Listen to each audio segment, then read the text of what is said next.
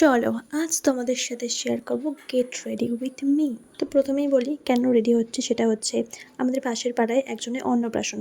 তো full family invited ছিলাম, সবাই অলরেডি রেডি হয়ে গেছে। আমি কি করছিলাম কি জানি, আমি রেডি হতে পারিনি, সবাই আমাকে খুব তাড়া দিচ্ছিল হঠাৎ করে। তো যাই হোক, খুব কম সময়ে রেডি হব মাত্র দুটো প্রোডাক্ট দিয়ে, সেটা হচ্ছে একটা সানস্ক্রিন আর একটা হচ্ছে স্ট্রোব ক্রিম।